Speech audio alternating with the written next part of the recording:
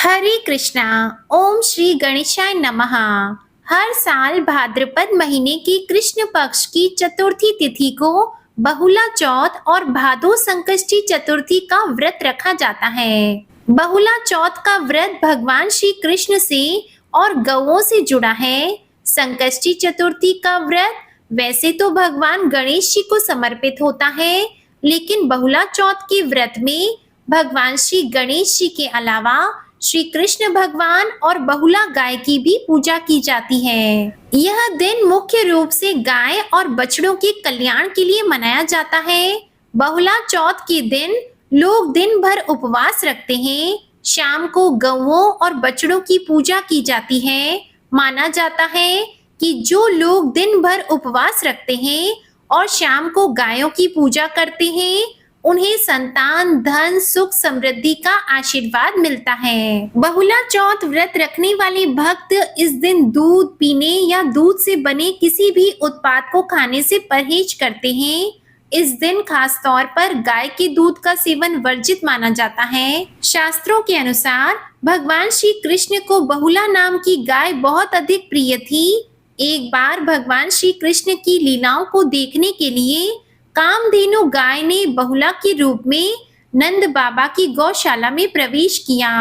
भगवान श्री कृष्ण ने जब इस गाय को देखा तो उन्हें यह बहुत पसंद आई और फिर वे हमेशा अपना समय इसी गाय के साथ अधिकतर बिताते थे। बहुला गाय का एक बछड़ा भी था। जब बहुला चरने जाती तो वह बछड़ा उसे बहुत याद करता था। एक बार बहुला गाय की परीक्षा लेने के लिए भगवान श्री कृष्ण ने एक शेर का रूप धारण किया। वह भूखा शेर बहुला गाय को खाना चाहता था, लेकिन बहुला गाय ने उस शेर को वचन दिया कि वह अपने बछड़े को दूध पिलाकर और उसे अपने परिवारजनों के पास सौंपकर जल्दी से वापस आ जाएगी। शेर को लगा कि अपनी जान बचाने के लिए बहुला गाय बहाने बना रही है और वह वापस लौटकर कभी नहीं आएगी। लेकिन कुछ समय बीतने के बाद जब बहुला गाय उसी शेर के पास वापस आई, तब भगवान श्री कृष्ण, जो कि शेर के रूप में थे, अपने वास्तविक रूप में आकर बहुला को आशीर्वाद देकर कहते हैं, तुम इस परीक्षा में सफल रही और मैं तुम्हारी वचनबद्धता से बहुत प्रसन्न हूँ। भादवा महीने के कृष्ण पक्ष की चतुर्थी के दिन जो भी भक्त तुम्हारी पूजा अर्चना करेगा, उसकी संतान की रक्षा होगी और वह सुख, समृद्धि, धन, ऐश्वर्य और भाग्यशाली संतान की प्राप्ति करेगा। इस प्रकार बहुला चौथ का व्रत हर बार भादो महीने के कृष्ण पक्ष की चतुर्थी के दिन रखा जाता है। संकष्टी चतुर्थी का व्रत भी माताएं अपनी संतान की दीर्घ आयु के लिए रखती हैं और वैसे इस व्रत को संतान प्राप्ति की कामना से भी रखा जाता है। इस व्रत को मुख्यतः गुजरात में रखा जाता है।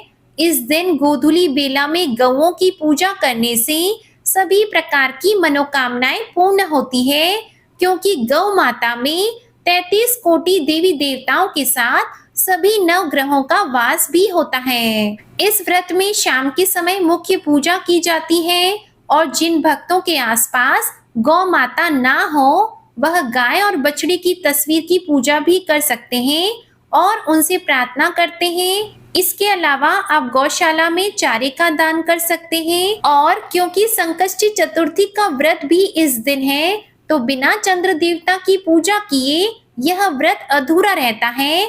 आप दोनों ही व्रत चाहे तो एक साथ रख सकते हैं, जिसमें आपको रात को चंद्र देवता की पूजा करने के बाद ही उपवास को खोलना चाहिए।